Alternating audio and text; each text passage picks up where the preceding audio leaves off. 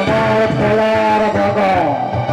আর কি দেবো জানো চাঁদ? ওই তো তোমার মহাজ্ঞান রয়েছে, আমি সকল কিছু ফিরিয়ে দেবো চাঁদ।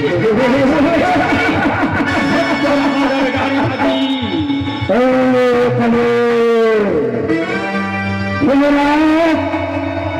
যতদিন চন্দ্র সূর্য বেঁচে থাকবে ওই চন্দ্রানীর চাঁদ সরোবর তোমার রঙা চাই বুঝবে না। ও হে সদাগর মোরি পুজো হইবে রে মঙ্গল।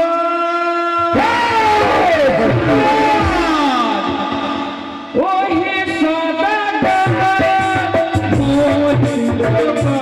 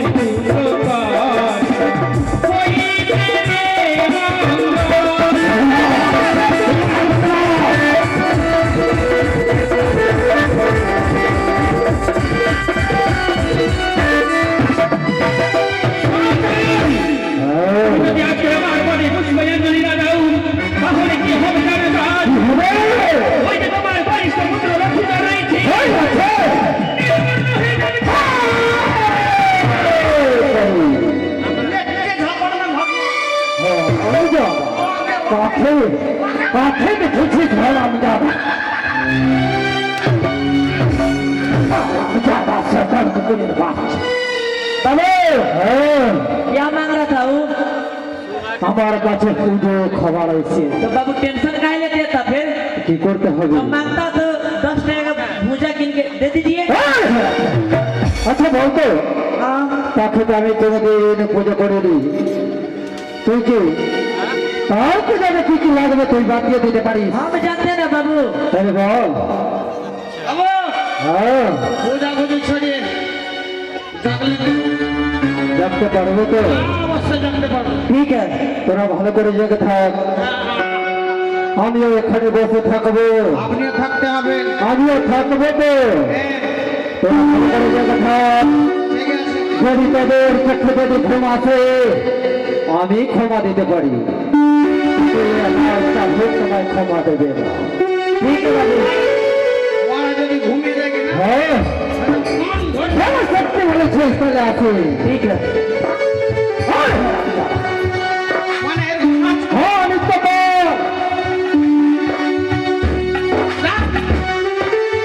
চলে গেলা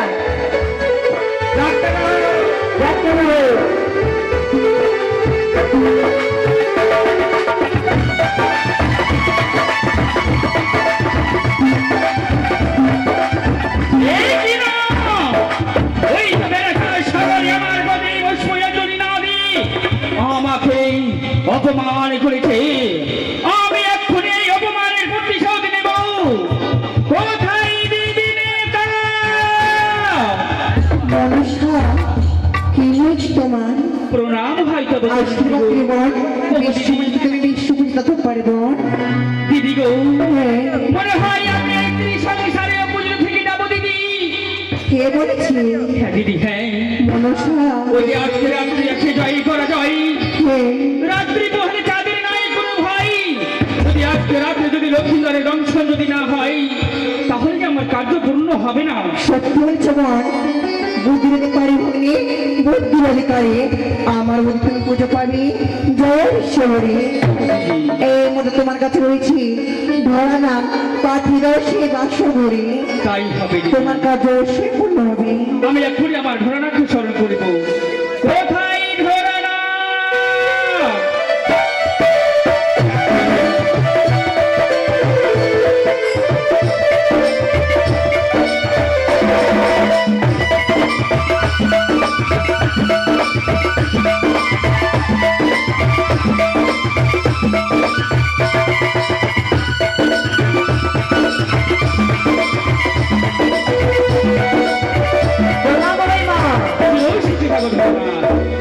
ঘোড়ানাগ শুনে চলে যাও না সাঁওতালি পর্বত। সাঁওতালি পর্বতে আছে লহে বাসর ঘর, ওই না বাসর ঘরে শুয়ে আছে দুর্লভ লক্ষ্মীন্দর, তাকে দংশন করে এসো। কিন্তু জননী আমার কাছে তো বিষ নাই, আমি কি করে তাকে দংশন করতে পারবো? এই যে আমি তোমাকে পঞ্চতলায় বিষ দিলাম, তুমি আমার কার্য করে পুনরায় ফিরে এসে যাও। বেশ তাই হয়, আসো। বেশ আমি গেলাম। এই তো আর বিলম্ব না করে আমি ছুটে যাব এই না বাসুর ঘরে লক্ষেন্দ্রকে দংশন করার জন্য।